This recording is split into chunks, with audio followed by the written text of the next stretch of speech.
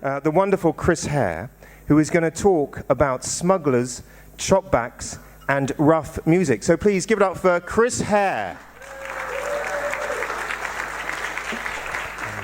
Now this is a specially designed talk for Hastings, because it's about Hastings. So I have to refer to my notes. So if you just bear with me a second, and put that there. And I will be referring from two books, but they were books written by me. So I haven't just come here just to read to you from books. But they're books I wrote over 30 years ago, so I'm going to refresh my memory. Now, before I start on the talk proper, Anna's talk reminded me of something Hastings-based. That first picture of Somerset Maugham. Now, he wrote a novel called The Magician, and that is supposed to have been based on Aleister Crowley, who died in Hastings in 1947. And if you haven't heard of him, he was the notorious occultist who revelled in his description as being the great beast. And he made many claims in his life, and one was that he'd invented an invisibility cloak, and that he and Victor Newberg, his acolyte, would go around and were completely invisible. And he once went into a restaurant in London and no one could see either of them. And Somerset Maugham was in that restaurant, and he said, well, Crowley came in with his two front teeth shaved to a point. Victor Newberg, and this is the Edwardian era, Victor Newberg with all his head shaved apart from two tufts of hair, twisted into devil's horns and dyed red, and Crowley with this great cloak. And he comes in the restaurant and goes, oh my God, it's Crowley. Don't look. No one look. So hence the invisibility. And then subpersonalities, very interesting. I was saying to my wife Anne, who I'm with, I lived in St Leonard's in the early 1980s. I better not start on that because I'll just be reminiscing. And in 1988, Alexander's, the king of the witches, who actually lived in Hastings, died. So there's quite an occult link. But the reason the subpersonality, for years I've been trying to remember this guy's name. And every so often I try and remember, what was his name, this chap, the king of the witches? And then just your talk somehow just clicked in, and this Alexander's came into my head, and I put it into my phone. Yeah, that's him, King of the Witches. He died in 1988. So, weird. Anyway, right, sorry about that. So I'll get on to my talk proper. So, Hastings. This is a painting of Hastings fishermen, 1872. Hastings, as you probably know, is one of the Cinque Ports, medieval in origin. It's an ancient town. There are more medieval buildings in the old town of Hastings than anywhere else. Even Lavenham hasn't got as many medieval buildings as Old Town Hastings. So it's very, very special. And I'm really talking about the town in the late 17th, 18th, into the early 19th century, when it was lawless. And it was renowned, notorious throughout England as being a particularly lawless town, a law unto itself. And the change really came about when the railway came here, which allowed people to visit, and gradually the town changed. But let me just give you some idea that even when people started to come here by train, the impression that they got wasn't always a positive one. So these are quotes from some early guidebooks. So first of all, no relation, Augustus Hare. He's talking about All Saints, actually, All Saints Street. The street is now chiefly inhabited by the Hastings fisherfolk, who lead a life apart and intermarry. The name Chopback infuriates them. Hastings pirates used to torture their captives in that way, and even in the middle of the last century, that would be the 18th, Ruxley's crew were hanged for torturing the master of a Dutch brig to death by chopping down the ribs from the spine. More about that later. The London Chronicle of 1760 described this. The situation of Hastings itself is as bad as any place that stands in a hole can be. And there is a great addition of badness by the proximity of the sea, which comes close up to the lowest houses and is abundantly dulcified by the stinking guts of the fish, plentifully spread all over the town, and the lovely and alluring sight of drying dabs at every house, which indeed is the chief food and support of the inhabitants. And 120 years later, when Richard Jeffreys visited, he said that he'd been to many places in this country that smelt bad in the summer.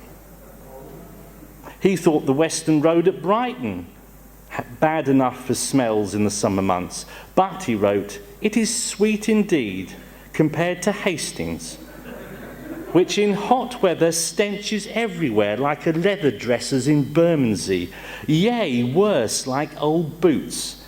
If Brighton sins, Hastings sins 7 times 7.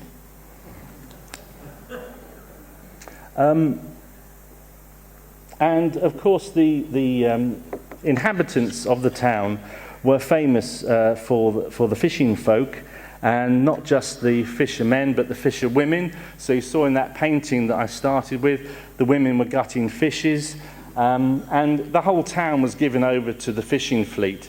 And they had a very particular culture, they had a particular dialect, and they had particular songs. There was a group of women coming from their work up the beach and singing.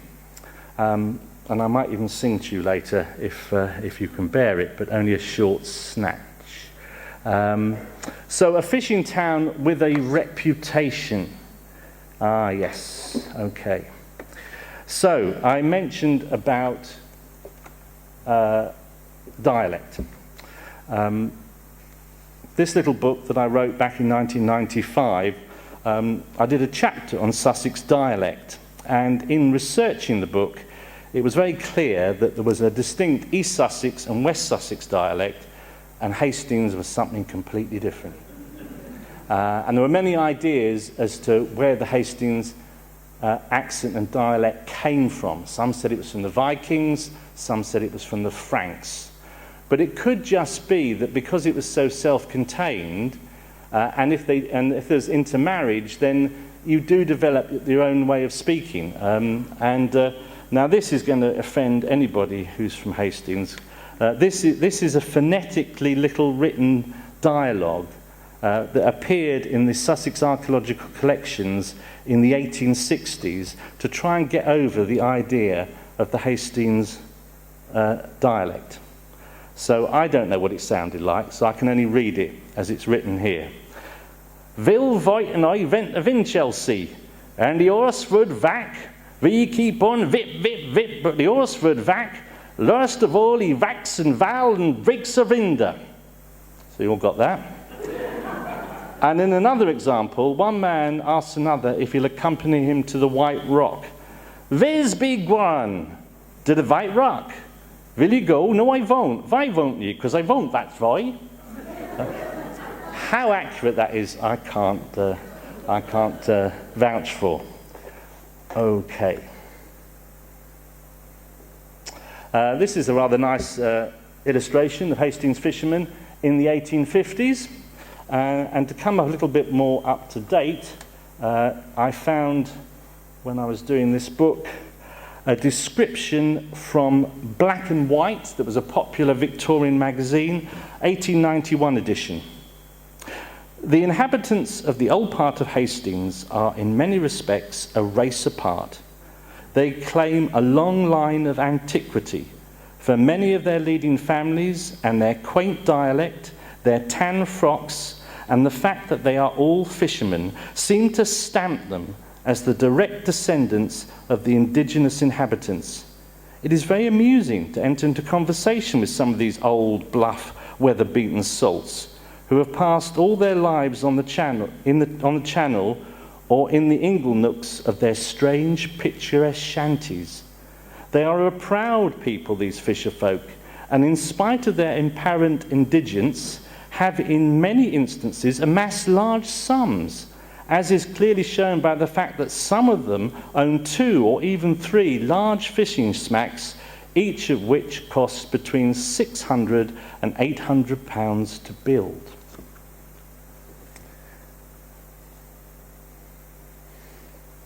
So the nickname, chopbacks. It seems that nearly all the Sussex fishermen along the coast had nicknames. Brighton fishermen were called Jugs, Seaford Shags, Eastbourne Willikers, and Worthing Porkbolters. But the Hastings fishermen were called chopbacks. Now, I shall come back to that in a moment. But I must follow my slides, and my next slide is smuggling and piracy. I do a lot of talks about smuggling, and one of the things about it, as an historian, that's very difficult to grapple with, is that there's historical fact about smuggling, and then there's a lot of folklore. And a lot of the folklore is reproduced even in quite reputable histories as fact.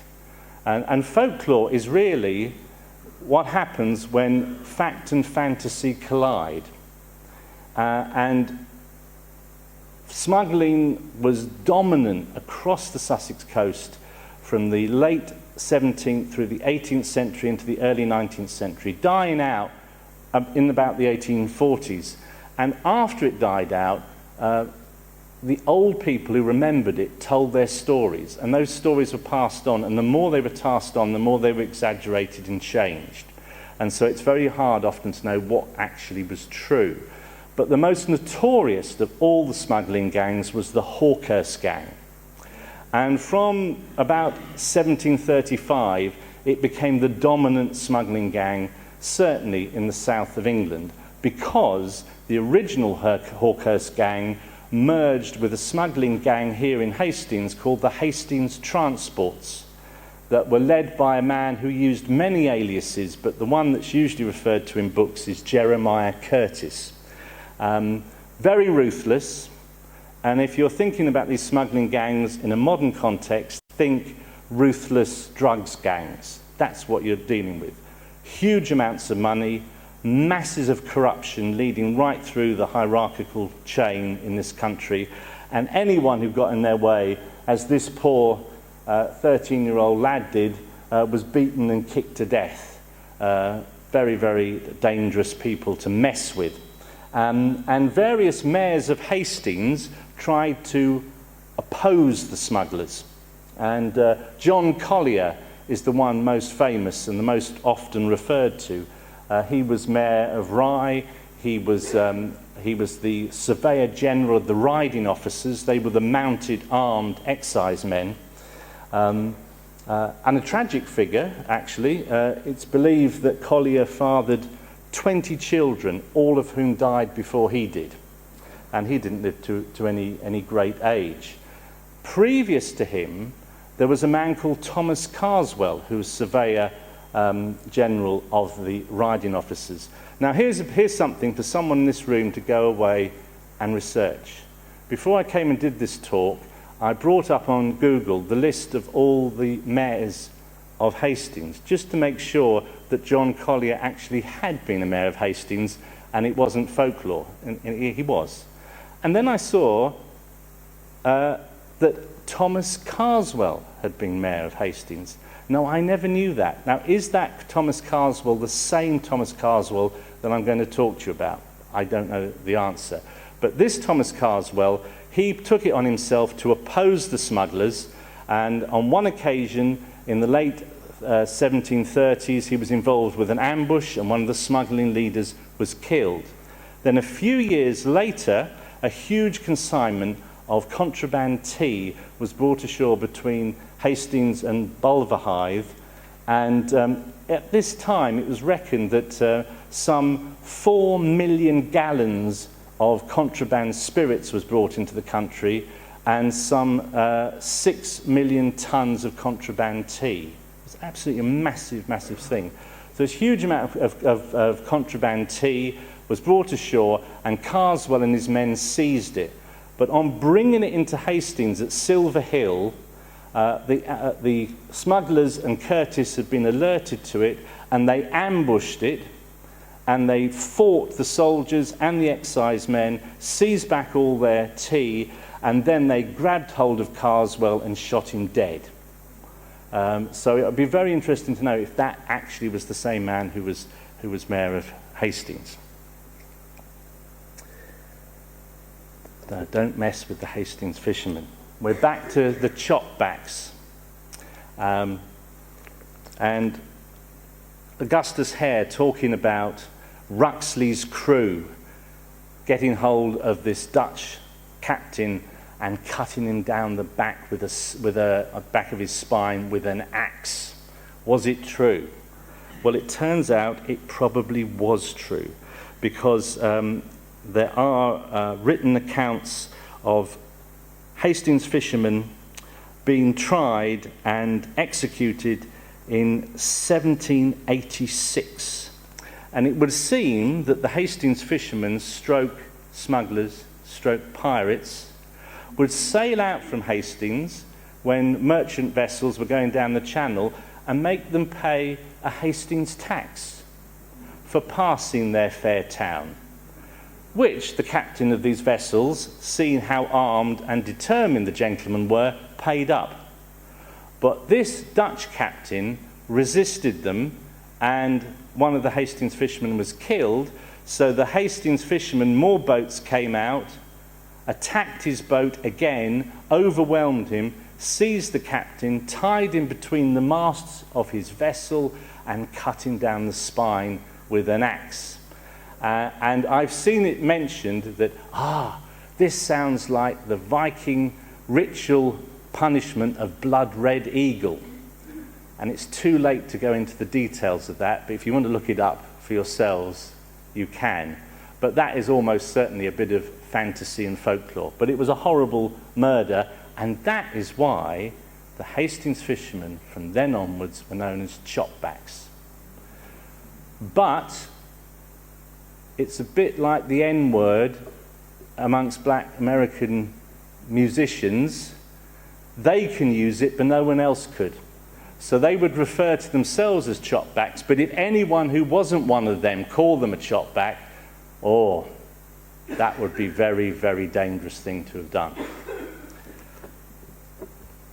And these were dangerous times, and if smugglers and pirates were arrested and convicted, not only would they be executed, but they'd end up hanging in chains in a gibbet. And we were down at Fairlight, walking down towards Fairlight Glen this afternoon, and I see Steve Peaks brought out this excellent book about the history of Hastings Country Park, and in there's an old map with the gibbet on it. So a lot of these people, if they got caught and it went badly wrong, they'd end up looking out to sea for a long, long time. And also we were down All Saints, and going down All Saints, we saw the house that refers to Sir Cloudsley Shovel.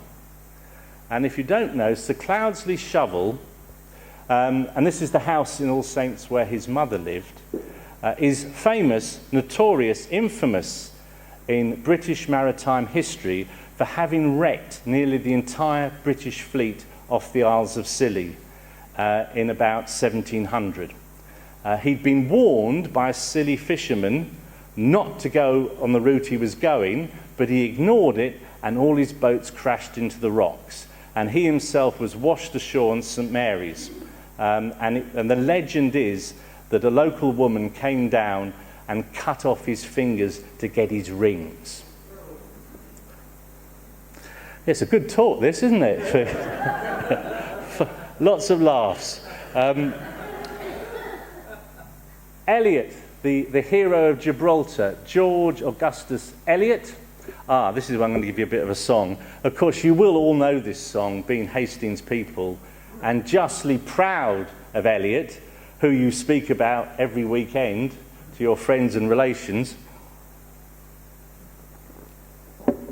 He lived at this house, and the reason that we can still, even in these post-colonial days, go to Gibraltar and find English phone boxes and Marks and Spencers and all that sort of thing, is because Eliot held it against the Spanish in about 1714, and it's been British ever since. And the snatch of the song goes, when the Spaniards besieged Gibraltar, 'twas Eliot defended the place, and he soon caused their plans for to alter.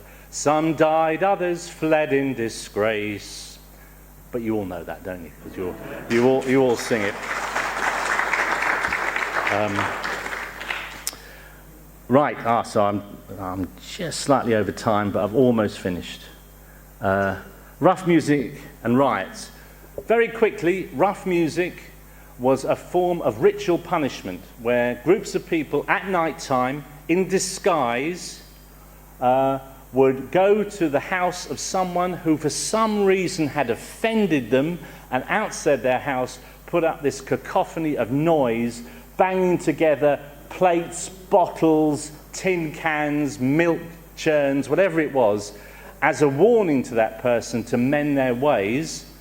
And if they didn't, they'd then come back with an effigy of that person and burn it outside their house.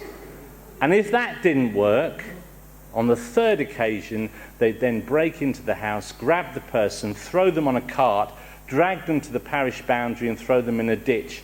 Don't come back. And a lot of that happened in Hastings. I'm just going to give you one example, which is a very dramatic example.